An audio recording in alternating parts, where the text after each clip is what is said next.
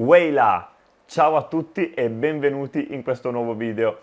Oggi parliamo del Gran Premio d'Italia che si disputa all'Autodromo Nazionale di Monza, colloquialmente noto come Tempio della Velocità. Si trova in Lombardia, a nord di Milano, e, salvo alcune eccezioni, la gara si svolge sempre la prima o la seconda settimana di settembre. Il circuito è stato voluto dalla SIAS, Società Incremento Automobilismo e Sport, presieduta dal senatore Silvio Crespi e progettato da Alfredo Rosselli.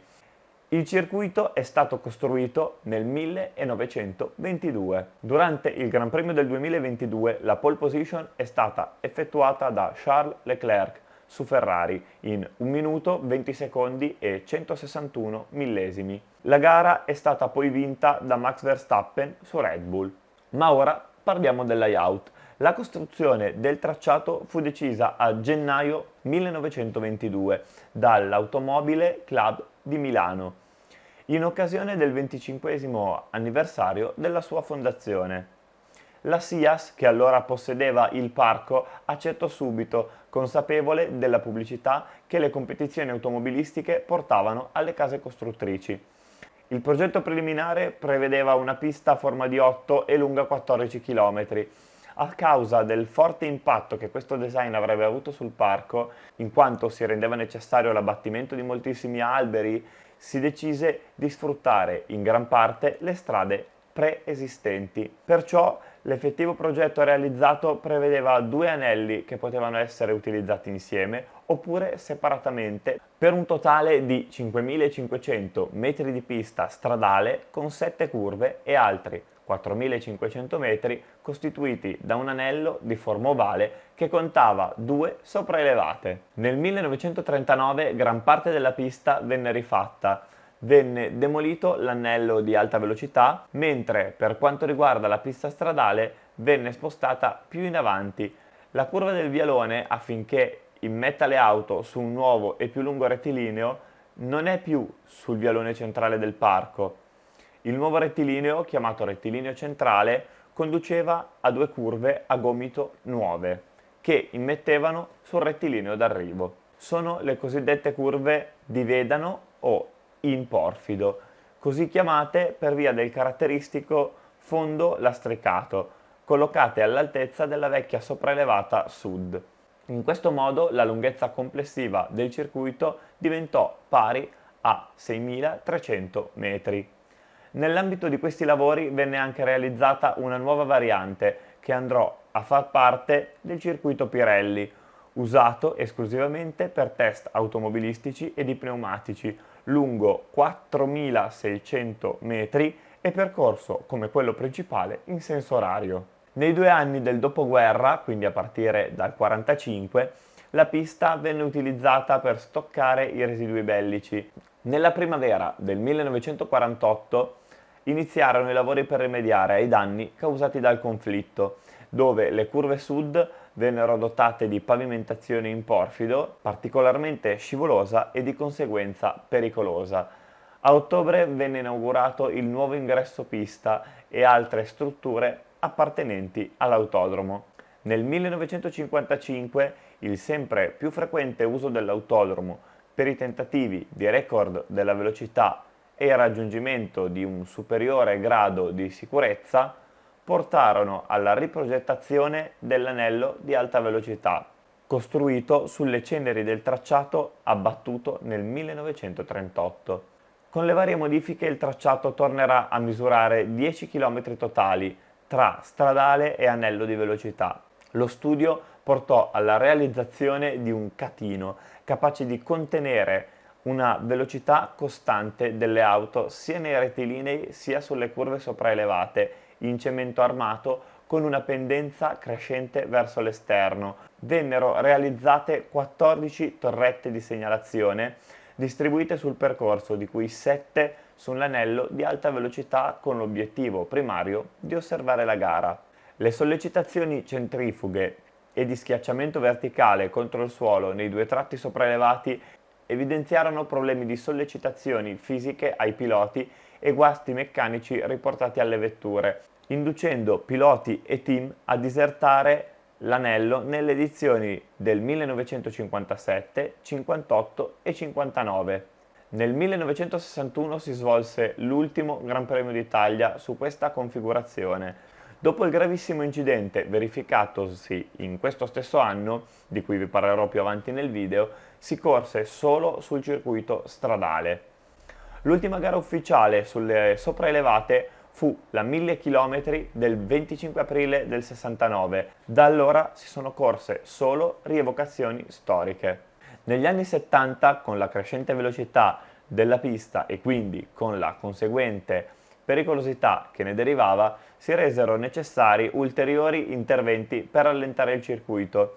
Nel 1976 vennero create 3 varianti permanenti in 3 punti diversi del tracciato. Negli anni seguenti furono costruiti anche i nuovi box, più grandi e più moderni. Poi nel 2007 venne asfaltata la via di fuga alla variante della Roggia, mentre nel 2009 ne vennero modificati i cordoli insieme a quelli della variante Goodyear con lo scopo di evitare tagli nelle S da parte delle monoposto. Nel 2014 la via di fuga della curva parabolica è stata asfaltata, consentendo ai piloti una traiettoria leggermente più esterna. Il tracciato misura 5,793 km, il che ci porta a capire che saranno necessari 53 giri per raggiungere i 305 km necessari al completamento di un Gran Premio. Si tratta di un percorso dal bassissimo carico aerodinamico che conta 11 curve e 2 zone DRS. Saltate ora a bordo di una monoposto con me per fare un giro di questo tracciato. Ci prepariamo subito ad una staccatona incredibile che in 120 metri ci porta da 350 a 90 km/h. Destra-sinistra, tagliando la chicane al meglio, gestiamo l'incredibile potenza del motore e poi tutto giù, come voler sfondare il pedale dell'acceleratore. Stiamo cuciti all'interno in curva grande, poi un'altra bella staccata. Entriamo nella variante della Roggia adesso, che è costituita dalle curve 4 e 5. Teniamo di forza la vettura e via. Poi giù 2 marce alla prima di Lesmo, curva 6. Di nuovo giù 2 alla seconda. La curva del serraglio nel sottopassaggio nemmeno si conta, così l'unica cosa che rimane da pensare è prepararsi alla Scari, una variante da affrontare a velocità folle. A 100 metri buttiamo giù 3 marce, saltiamo sul cordolo interno, poi sfioriamo tutto l'esterno, tutto giù, mangiamo tutto il cordolo interno, di nuovo sul gas, manca solo una curva. A Monza non bisogna conoscere paura, quindi ora freneremo ai 50 metri mentre stiamo già lanciando la monoposto in parabolica. Lottiamo con la forza G mentre spingiamo l'acceleratore a fondo per far urlare il motore fino a tagliare il traguardo. Eccoci arrivati ai punti di sorpasso. Oltre al rettilineo principale, in cui i sorpassi sono facilitati dall'uso del DRS, come dico praticamente in tutti i video, altri punti possibili per il sorpasso sono rappresentati dalla variante Goodyear, dalla prima di Lesmo e a ridosso della curva parabolica, prima del rettilineo del traguardo. Parliamo un po' di storia. Il primo Gran Premio d'Italia, nonostante il nome più colloquiale sia collegato al circuito di Monza, si corse a Montichiari nel 1921. Il circuito di Monza infatti venne costruito solo l'anno seguente a nord di Milano. Da allora l'autodromo di Monza ha rappresentato quasi sempre la sede ufficiale della competizione. A seguito di un luttuoso evento di cui parlerò più avanti, nel 1929 e nel 1930 la gara non si disputerà. L'edizione del 1938 rappresenterà l'ultima prima dello stop forzato a causa dello scoppio della Seconda Guerra Mondiale. Arriviamo al dopoguerra, in cui il campionato riprese nel 1947, ma non nell'autodromo di Monza, che era troppo danneggiato dalle operazioni belliche. Perciò si svolse prima a Milano e poi a Torino, per tornare a Monza nel 1949. L'anno successivo, nel 1950, venne istituito il campionato mondiale di Formula 1 e da allora il GP di Monza ne ha sempre fatto parte. Nel 1957, a causa della forte velocità di percorrenza della pista, si prospettò l'idea di disputare la gara ad Imola. Addirittura si ventilò l'idea che quella avrebbe potuto essere l'ultima volta in cui si correva a Monza. A dispetto di tutto questo, però, nel calendario del 1976 il GP di Monza era presente e questa volta l'idea fu che i cambiamenti prima citati potessero slittare per l'anno successivo. Il futuro del Gran Premio, un anno dopo, quindi venne di nuovo messo in discussione a causa della scadenza anche del contratto tra i comuni di Monza e Milano e la SIAS, ente che gestiva l'autodromo, come abbiamo detto all'inizio del video. Per il comune di Milano non c'erano impedimenti di legge per la prosecuzione dell'attività all'interno del circuito, a meno che non venisse istituito un disegno di legge per cui il Parco regionale della Valle del Lambro poteva riestendersi anche nella zona dell'autodromo. I due comuni cominciarono a parlare di costruire un nuovo tracciato nelle zone adiacenti, ma venne poi annunciata l'estensione del contratto con la SIAS per un anno. Questo avvenne il 5 settembre. Ciò nonostante, l'8 dello stesso mese i comuni presentarono il progetto per Monza 2, un tracciato che ricalcava la forma di quello storico nel caso in cui problemi ambientali avessero dovuto impedire l'attività sportiva. Nel 1980, per la prima e unica volta, il Gran Premio d'Italia si disputa sul circuito di Imola, anche se gli accordi iniziali e le relative diatribe vedevano il GP a Imola già nell'anno precedente. Dall'anno successivo il Gran Premio d'Italia torna a Monza, mentre a Imola si terrà il Gran Premio di San Marino fino al 2006. Quindi sul territorio italiano sono stati disputati 2 Gran Premi, mentre dall'anno successivo è rimasto solo quello lombardo. Ma ad oggi siamo finalmente tornati a questa buona abitudine e tra l'altro con tutti e 2 i Gran Premi che battono bandiera italiana, mentre prima il Gran Premio di Imola era sotto la bandiera della Repubblica di San Marino. Siamo arrivati alle curiosità. Questo circuito rappresenta il quinto Gran Premio più antico dopo quelli di Francia, Stati Uniti, Spagna e Russia e il terzo autodromo permanente più datato. Inoltre dal 2013 è anche la gara che si è svolta per il maggior numero di volte. In 5 occasioni in tutta la storia del Gran Premio quest'ultimo è stato disputato anche in altre città, che sono rispettivamente Montichiari nel 1921, Livorno nel 1937, Milano nel 1947, Torino nel 1948 e Imola nel 1980. La nascita del circuito è stata fortemente voluta da un gruppo di benestanti appassionati di alta velocità e la costruzione dell'intera struttura venne realizzata in solo 110 giorni. Era l'epoca della Prima Guerra Mondiale e l'Italia era tra i paesi meno sviluppati a livello economico e industriale, anche se vantava grande successo e notorietà con le sue case automobilistiche.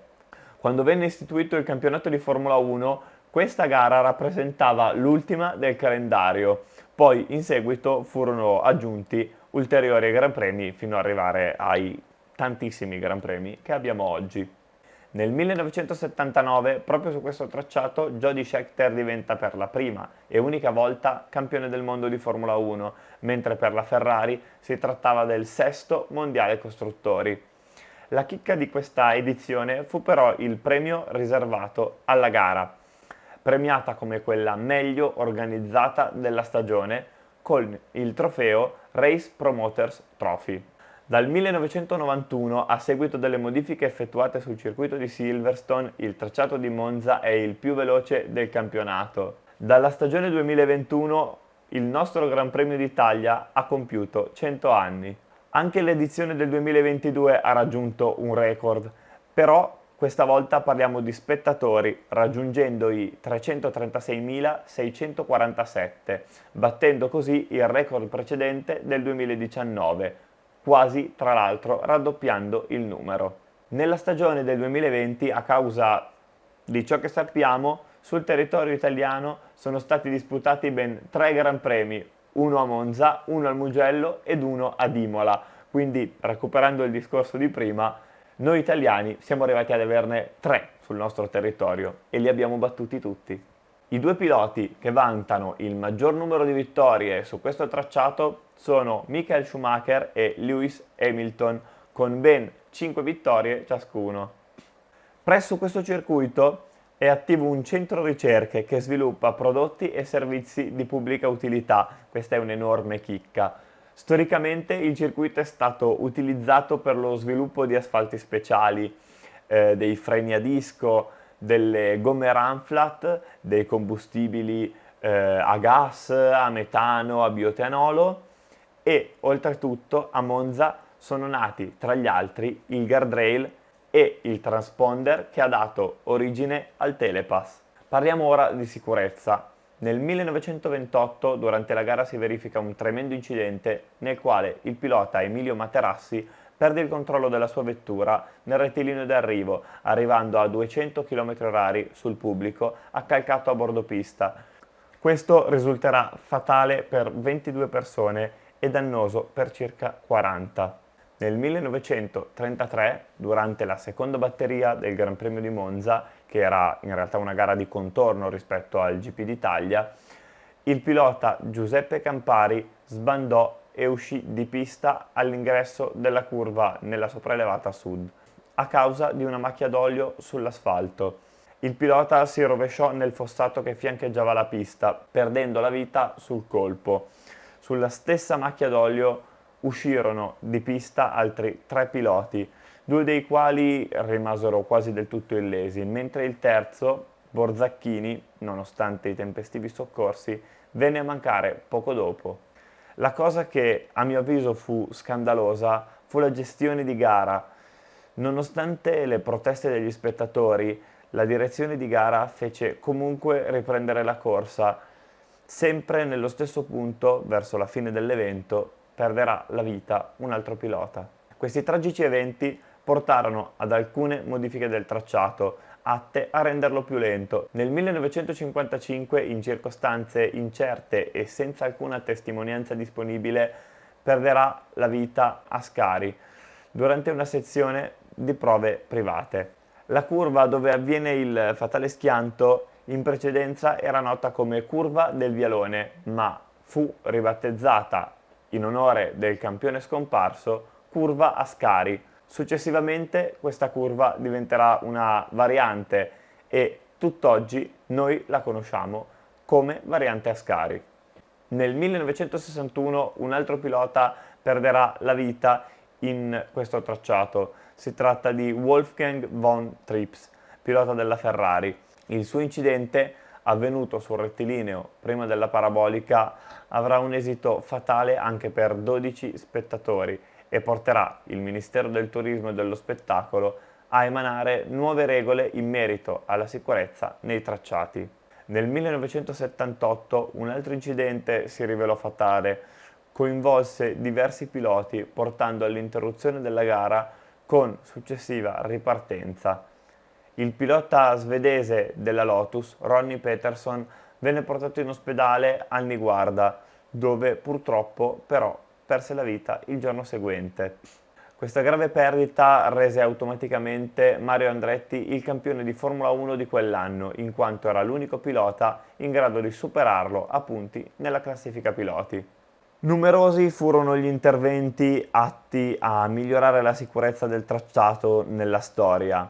Nel 1994, dopo che Senna e Ratzenberger vennero a mancare durante il Gran Premio di Imola, a vari circuiti fu richiesto di adattarsi a delle nuove norme. A Monza fu chiesto l'allargamento delle vie di fuga all'esterno del curvone e delle 2 curve di Lesmo. Questi lavori, sebbene importanti, avrebbero richiesto l'abbattimento di oltre 500 alberi e vennero quindi vietati dalla Sovrintendenza ai beni ambientali. La situazione trovò una soluzione grazie al sindaco della regione Lombardia, grazie al quale si realizzò un progetto dal minore impatto ambientale. Monza ad oggi non è assolutamente un circuito pericoloso. Nonostante i molti incidenti avvenuti su questo circuito, Monza è riuscita a redimersi negli ultimi anni, dimostrando un ottimo livello di sicurezza. Siamo giunti alla conclusione del video. Oltre a dirvi come al solito di lasciare un like e di iscrivervi al canale, vi invito a guardare il video riferito al Mimo, all'evento del Milano Monza Motor Show a cui ho partecipato con la mia auto e che ho voluto registrare per portarvi con me e anche per presentarvi un gruppo fantastico, Hardcore Drivers, che raduna tantissimi appassionati e oltre a questo riesce anche ad organizzare degli eventi incredibili a cui raramente si può avere la possibilità di prendere parte. In questo caso, oltre a portarci a Monza, ci hanno portato a percorrere e a sfilare sulla parabolica e in questo video appunto vi porto a fare non il solito giro del tracciato, ma un giro molto più lento, ma comunque molto divertente e in questo caso reale. Ci rivediamo al prossimo video. Ciao a tutti!